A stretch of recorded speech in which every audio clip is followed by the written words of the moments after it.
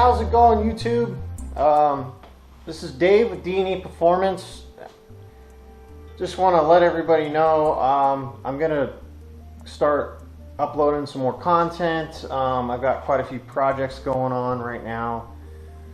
So I've got some upcoming projects. I got some projects that I'm working on right now. More along the lines of performance builds. I've also got some bikes that I'm doing right now. I've been doing a lot of bikes lately. Flipping cars. I've been doing car flipping off and on for the last 4 years.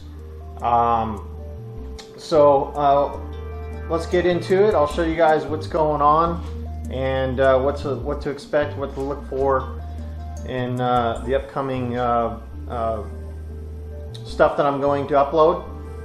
So right now, right in the middle of this project, this is a Chevy, I think it's a 76 Chevy C10. Redid all the suspension. It's set up for an LS swap. There's the motor over there. Yes, we are going carbureted. Yes, we do have a little bit of a cam in it. We're also I finished the motor probably about a month. So I'm kind of held up in on some parts in the transmission. We've got a Turbo 400 that's sitting on the bench over there, and then that one's almost done. Avenger carb, ICT billet, bracketry. I was trying to make the headers work, but I don't know if they're going to work or not. I've got an issue with one of the tubes coming across over here and kind of blocking the spark plug passageway. Anyway, so this is going in here. I've done a lot of work to this truck. Like I said, all new suspension. One thing I did do is I used the C20 upper arm, C10 ball joint, or I'm sorry, C10 spindle with the C10 or C20 upper arm. It's got Western Chassis lowering suspension kit on it, Western Chassis billet, tie rod end adjusters. The brake lines, got all new brake lines, all new calipers. I modified to put air conditioning on it. Ended up doing this gusset right here because I had to cut the frame out for the air conditioning lines to fit right there. Whoa, you guys just spun out of the way there. Also went ahead and painted everything. New brake booster, master cylinder. Of course, we didn't run nothing special on the shocks, stock shocks. It does have brand new lower A-arms, sway bar bushings. I had to fabricate some motor mounts for the LS. Didn't really like some of the stuff that was on the internet, so I just went ahead and made my own. Went down to Cartech and grabbed me a bushing kit and fabbed up my own stuff. In the back, so we've got I think it's a 4 and 6. Can't remember exactly, don't quote me on that. It's a 4 and 6, but I ended up doing a rear mounted tank on this thing. If you guys can see right here, rear mounted tank. The tank is set up, it's got the extra return line inlet. So it's going to be set up for carburation right now, but you could easily drop the tank down and then plumb in a return line if you wanted to run fuel injection. Like carburation on an LS motor, I don't really care. It does not bother me. Power is power. I don't care if it's fuel injection or carburation. They both make power. And that's what I'm all about. I ended up making a track bar here. I saved a little bit of money doing it myself, so I fabbed up the track bar, and then of course the drop kit. Went through I just set it up for more or less being a cruiser. Let's see what else. Holley red pump. Should be enough. Like I said, the truck's not. We're not racing the truck here. It's just meant to be a cruiser. I've got a lot of work to do in the inside still. I still got to put the front clip on, so this is a project in itself. I kind of have a deadline on what I want to do with this truck, I'm sorry, not what I want to do. I already know what I want to do with the truck. On what I want, what the timeline is for this thing, and I need to have this thing done probably in the next couple of months. All the parts are sitting here. There's like a couple extra things that I need to get, but the whole front end is on the side of the house right now, so I have everything I need to put the front end on this truck. Like I said, I'm just waiting. I'm just waiting to get some transmission parts. Again, we have this is the Turbo 400 that's going inside of it. Fresh build. We ended up doing Transgo upgrade ship kit, and then let's see, Transgo, and then we did the Performance Automatic Street Smart system. Wasn't this product is okay. Wasn't I am not. I was a little bit disappointed in the packaging on this thing. They put packing peanuts in this, and the packing peanuts were all over the clutches, and I was just disappointed. But as far as like some of the stuff, some extra gasket and stuff I didn't need. It didn't come with the bushing kit, so I had to order the bushing kit. So this is just extra bushings that are left over from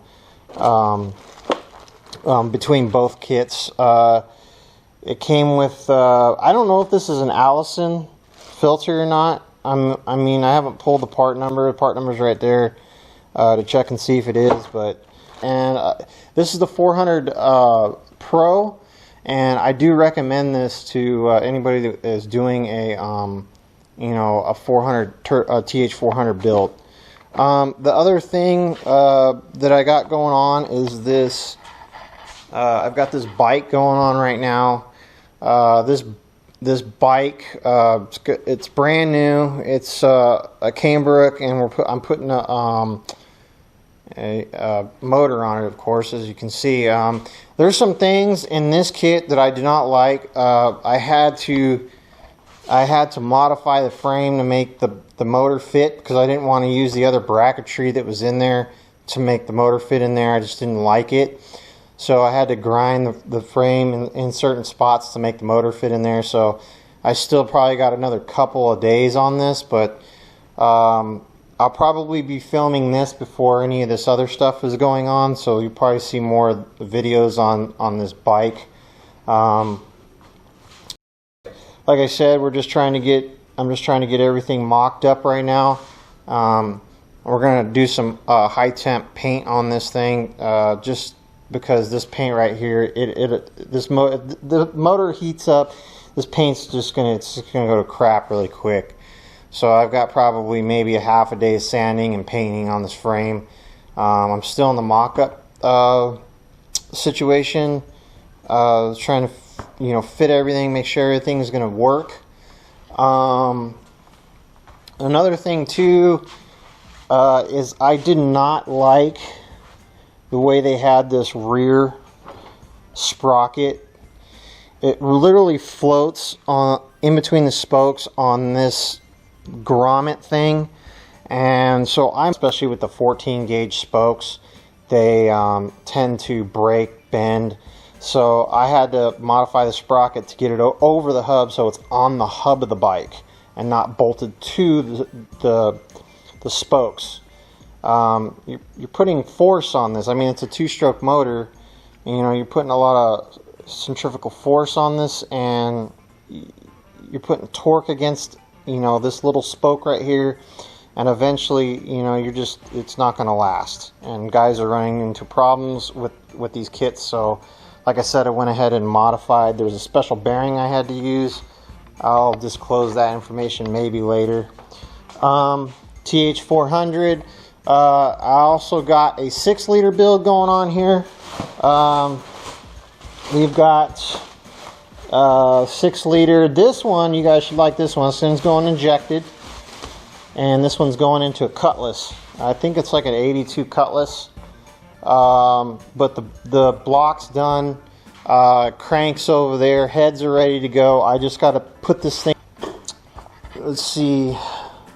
So yeah, I mean, that transmission that's sitting on the table, I ended up getting that one for free. I don't know what it's going to go behind.